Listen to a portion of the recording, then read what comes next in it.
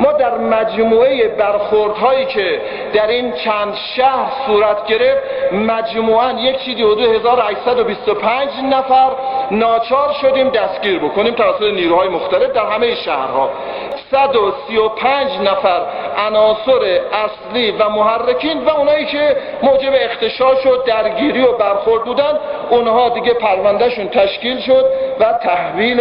محاکم قضایی شدن. دیگه در مقابل این 183 نفر مجروح شدن از جراحت‌های سرپایی و متاسفانه چند نفر هم که بستری شدن و حالا یا به صورت جرح و ضربی که وارد شده بود یا متاسفانه در چند مورد که دچار اصابت گلوله شدند و همطور که جناب عالی هم اشاره کردید متاسفانه 5 نفر از هموطنان عزیزمون منجر به فوت شد. جراحات وارده که ما متاسف هستیم از این حادثه که اتفاق افتاد. جناب عالی مستحضرید متعاقب چاپ یک کاریکاتور در روزنامه دولتی ایران و با توجه به برخوردهای تحقیرآمیز و تبعیض‌آمیز مسبوق به سابقه احساسات فرزندان دانشجوی این بخش از ملت ایران جریحه‌دار شد و به این نتیجه رسیدند که زبان مادری و هویت و اصالت پر افتخار اونها مورد اهانت قرار گرفته. در چنین وضعیتی اگر این مردم سکوت می‌کردند در این صورت ما باید به غیرت و همیت اونها تردید می‌کردیم و به خوبی به یاد دارید که منشأ انقلاب اسلامی هم در واقع توهین بود.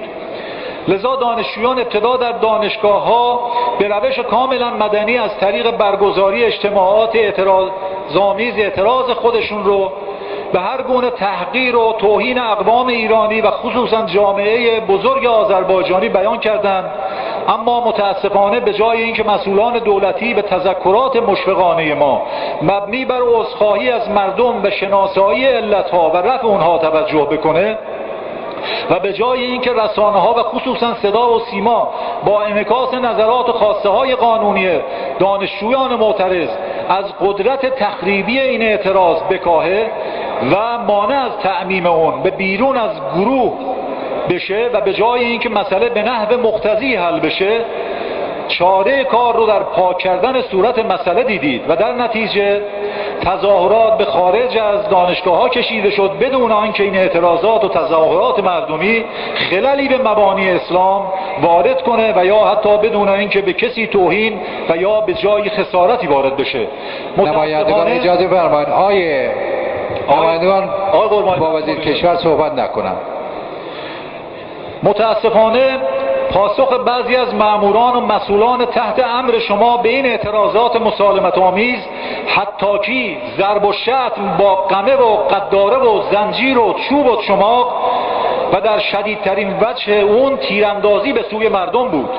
همین امر باعث تجری هرچه بیشتر مردم و تسری این اعتراضات به سایر اقشار و نقاط دیگه شد و متاسفانه برخی از افراد موسوم به یگان ویژه نیروی انتظامی و نیروی مقاومت معترضین رو به بدترین شیوه سرکوب و عده‌ای رو به خاک خون کشیدند.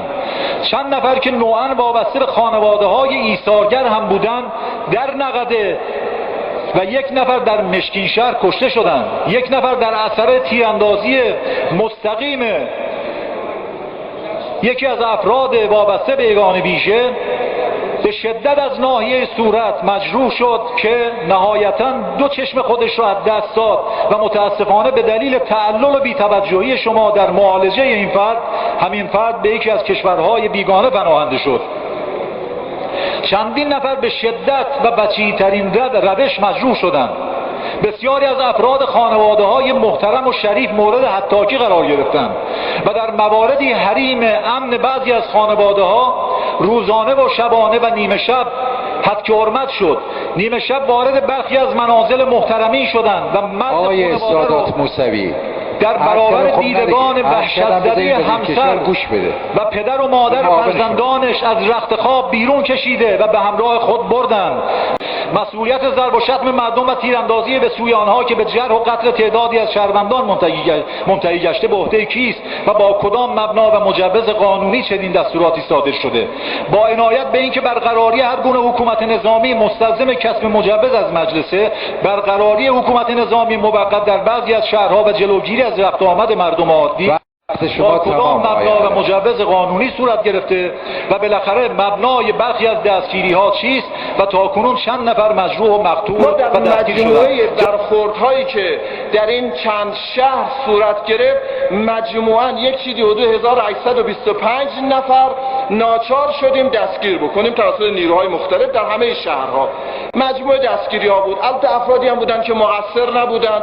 عبوری آمده بودند، تماشاچی بودند یا در صحنه بودند ولی عامل اصلی نبودند، تحت تاثیر قرار گرفته بودند و تحریک شده بودند. خب اینها به سرعت حتی یکی دو روز هم طول نکشید، ظرف حتی اکثر گزارشی که به ما رسید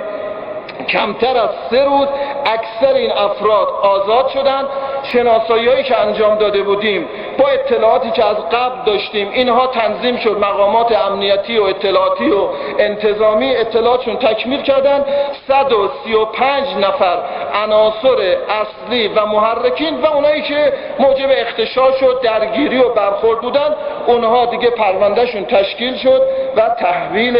محاکم قضایی شدند، دیگه در سیر رسیدگی قضایی قرار گرفته، تعدادشون محکومیت گرفتند و دارن دوران محکومیت خودشون رو تحمل میکنن دیگه، با عناوین مختلف قضایی و احکام مختلف قضایی روبرو شدن. این یک نکته. عرض میشه که سوال دیگری فرمودید که چقدر مجروحین بودن در این حادثه. ما 104 باب از اماکن مردم مورد آسیب قرار گرفت متاسفانه، 142 باب از اماکن دولتی مورد آسیب قرار گرفت، تعداد 215 نفر از مأمورین حافظ نظم مورد آسیب قرار گرفتند. همون مطالبی که شما اشاره کردید یه طرف ظاهرا نبوده، اینها پرتاب سنگ، چوب، اشیاء برنده و ما نزدیک به 215 نفر از مأمورین دچار حادثه شدند، به جراحت شدند و بعضا سرپایی و بعضا در بیمارستان بستری شدند. این هم خساراتی که به هم اماکن دولتی اماکن خصوصی وارد شد و این مقدار مأمورین مورد هجوم قرار گرفتند. در مقابل این 183 نفر مجروح شدند از جراحت‌های سرپایی و متاسفانه چند نفر هم که بستری شدند و حالا یا به صورت جرح و ضربی که وارد شده بود یا متاسفانه در 2-3 مورد چند مورد که دچار اصابت گلوله شدند و همطور که جناب عالی هم اشاره کردید متاسفانه 5 نفر از هموطنان عزیزمون منجر به فوت شد، جراحات وارده که ما متاسف هستیم از این حادثه که اتفاق افتاد.